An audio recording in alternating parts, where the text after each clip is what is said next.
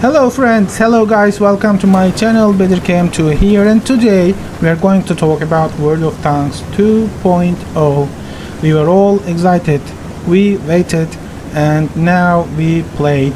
More or less, we all grinded our tanks. Now it's time to take a look at the new features this update has brought. Friends, I think the game has done three important things. First, the addition of Tier 11 and some unique features for Tier 11 tanks. Second, the buffs and nerfs to many tanks, along with their rebalancing. Third, the matchmaker adjustments. Look at Tier 11 first. Tier 11 has created an amazing excitement and brought new life into the game. That's undeniable. But what I want to discuss are the new features introduced and whether these features are balanced or not. In the core logic of the game, every tank had fixed values. Things like DPM, speed, penetration, reverse speed, armor structure, right? These existed for every tank. You could compare them tank to tank. If one tank had a high value in one area, it was low in another. There was balance. For example, an E100 or FV4005 had strong sides, but also weaknesses. This balance has first shaken when autoloaders appeared. Autoloaders dominated the battlefield. Eventually, rebalancing was done. DPM values and certain stats were reduced. Burnt once. Wargaming gave particularly low stats to wheeled vehicles when they released them. They came tanks with damage depending on distance, but those were also carefully balanced. My point is, everything was based on fixed variables and could be adjusted.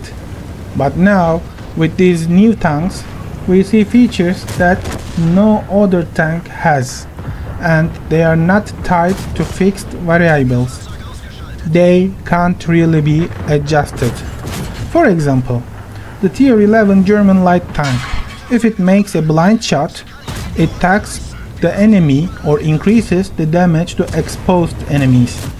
But when this tank turns out to be too strong, how they are going to nerf this? Will they remove this blind shot feature entirely? Or the Tier 11 German heavy tank, Taschenrate. It fires extra shots and deals both damage and module damage. If they realize it's overpowered, how will they nerf it? Just increase the reload time, lower shell velocity. And what about the Tier 11 grill? If it's worse than the regular grill, what will they do? They will increase the alpha damage, they will buff the DPM. Then what's the point of its special feature? In short, I think the Tier 11 tanks' new abilities are incomparable. Before you could compare two light tanks, one was good at spotting, the other was faster.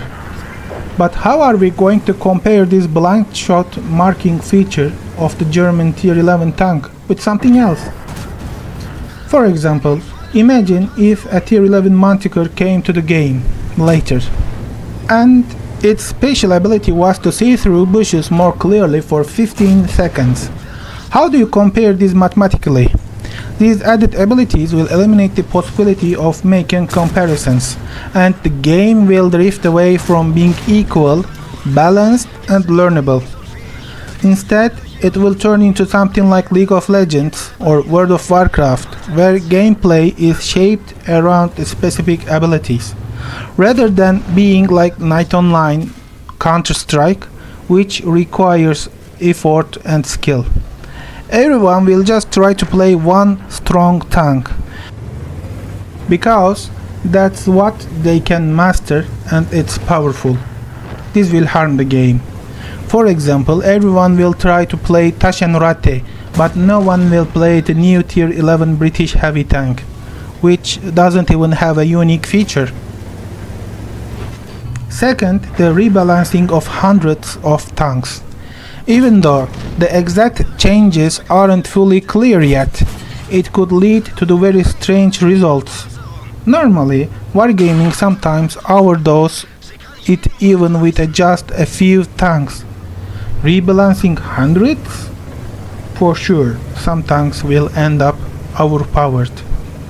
The third main topic is matchmaking. I won't talk too long about it, but at tier 8, when you want to grind some credits, you will still constantly end up in +2 -2 battles. As an ELC even 90, we faced with Manticores, or tier 6 with a T-3485M, we face XM57. Is this supposed to be fixed matchmaking? It feels like there is even more +2 -2 for me now. Lastly, what features will the new tier 11 tanks have in the future? Tanks that can jump, fly, become invisible, shoot spikes like a hedgehog against the tier 1, fire in all 4 directions at once. I'm exaggerating and joking, of course, but honestly, I think improving armor, DPM, and such in standard mode would have been enough. Still, this new system is flashy. It caught attention and created hype. And by the way, I wish they had created original historical looks for the tanks instead of a made-up Leopard 120. Wouldn't a Leopard A1E1 have looked cooler? Maybe this is a problem about copyrights, right? So by the way, I found another cheat video and I'm preparing a video about it, coming soon on the channel. Follow me, guys. So that's all from me today, friends. If you enjoyed the video, don't forget to hit that like button and of course subscribe for more content. It really means a lot to me and keeps me motivated to make new videos. Some of my videos have already reached over 10k views, but the subscribers count is still pretty low. So if you are watching and haven't subscribed yet, now it's the time. Thanks for watching, take care of yourselves, and I'll see you in the next one. Bye bye.